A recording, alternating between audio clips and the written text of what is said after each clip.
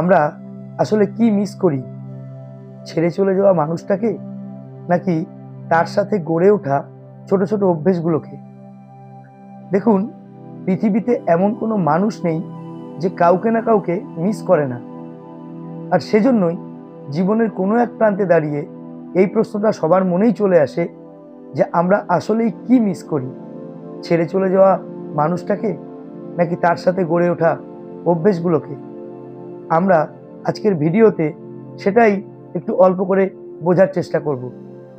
দেখুন, প্রথমেই আমরা ভাববো যে আমরা যে মানুষটা নেই বা যে মানুষটার অনুপস্থিতি আমরা ফিল করছি, আমরা ঠিক তার কি কি মিস করছি। তার মুখ, তার গলা, তার হাসি, তার রোজকার পাঠানো মেসেজগুলো, তার ফোন কল, নাকি তার প্রত্যেক দিন স্নেহ দেওয়া ছোট ছোট যত্নগুলো, প্রত্যেক দিনের এই অভ্যাসগুলো? এটাই আমরা বুঝতে পারি না। কেন বুঝতে পারি না? তার কারণ অ্যাকচুয়ালি আমরা লজিক্যালি যদি দেখি, সেই মানুষটাকে কিন্তু মিস করি না। আমরা মিস করি তার সাথে গড়ে ওঠা এই প্রত্যেক মুহূর্তের ইনফাইনাইট অভ্যেসগুলোকে। প্রত্যেকটা মুহূর্তেই তার সাথে কোনো না কোনোভাবে আমাদের স্মৃতি জড়িয়ে থাকে। আর সেই ইনফাইনাইট স্মৃতিগুলোকে জড়িয়ে রেখে আমরা যে অভ্যেসটা গড়ে তুলি, সেই অভ্যেসটাকেই আমরা মিস করি। অ্যাকচুয়ালি সেই মানুষটাকে কিন্তু আমরা মিস করি না। আমাদের জীবন থেকে যখন সেই প্রিয় মানুষটা চলে যায়, আমাদের কষ্ট হয়, বেদনা হয়। কিন্তু খেয়াল করে দেখবেন, একটা নির্দিষ্ট সময় পরে সেই কষ্টটা হয়তো থেকে যায়, কিন্তু তার ইন্টেন্সিটি কিন্তু অনেকটাই কমে যায়। কেন? এইটা যদি আমরা বুঝতে পারি, তাহলেও আমাদের কাছে অনেকটাই পরিষ্কার হয়ে যাবে আসলে আমরা কি মিস করি। একটা মানুষ একটা সম্পর্কে যতদিন থাকে, ঠিক ততটাই গভীরভাবে তার দৈনন্দিন জীবনে সেই সম্পর্কের প্রভাবটা ছায়া ফেলে। তাই সেই মানুষটা যখন হারিয়ে যায়, তখন আমরা কি করি? আমরা সেই মানুষটার ছবি দেখি, পুরনো ছবি দেখি, বা তার সাথে কাটানো পুরনো স্মৃতিগুলো রোমন্থন করার চেষ্টা করি, ভালো সময়গুলোকে রিকল করার চেষ্টা করি। এইভাবে তার স্মৃতিগুলোকে আমরা আঁকড়ে থাকার চেষ্টা করি। কেন? তার কারণ ওই মানুষটাকে কিন্তু মিস করা না। আমাদের যে মানসিক একটা অভ্যেস ছিল, তার সাথে দৈনন্দিন অভ্যেস, প্রতিটা মুহূর্তের ইনফাইনাইট অভ্যেস, সেইগুলোকে আমরা নতুন করে সজাগ রাখার চেষ্টা করি বা সচল রাখার চেষ্টা করি।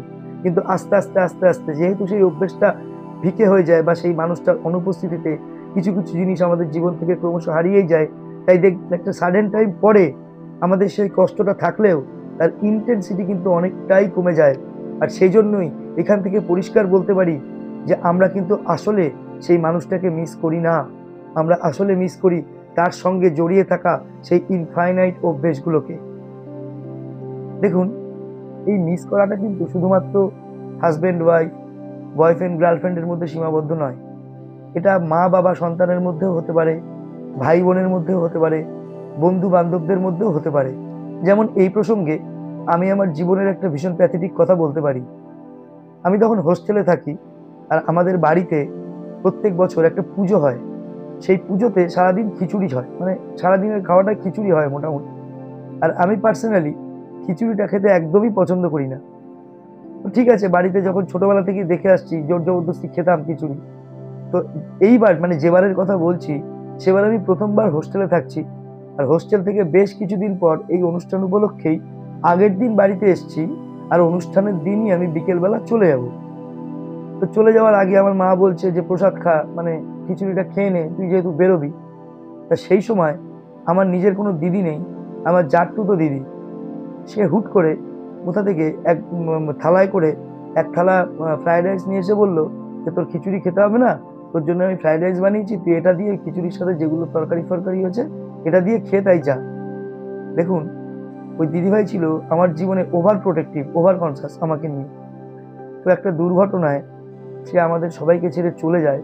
তো আজকের দিনে দাঁড়িয়ে আমি অনেক কিছুই পেয়েছি, কিন্তু যদি সব থেকে বেশি কিছু মিস করে থাকি, তো আমার সেই দিদিভাইকে। 2015 সালে আমার বাবা মারা গেছে, বাবাকেও মিস করি, আমার দাদুকেও মিস করি, কিন্তু আমার জীবনে সব থেকে বেশি মিস করি আমার দিদিভাইকে।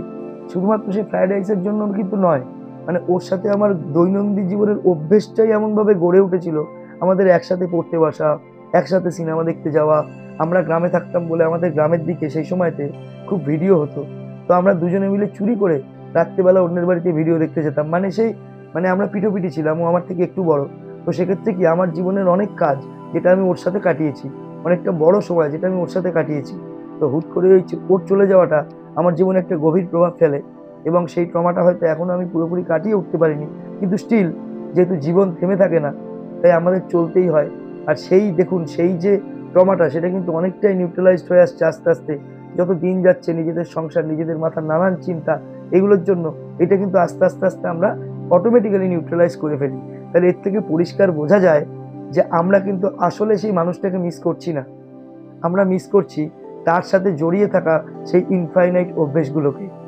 তো বন্ধুরা, এই ভিডিওটা যদি আপনাদের ভালো লাগে অবশ্যই একটা লাইক করবেন, শেয়ার করবেন, আর অবশ্যই আপনি আপনার জীবনে সব থেকে বেশি কাকে মিস করেন কমেন্টে জানাতে ভুলবেন না।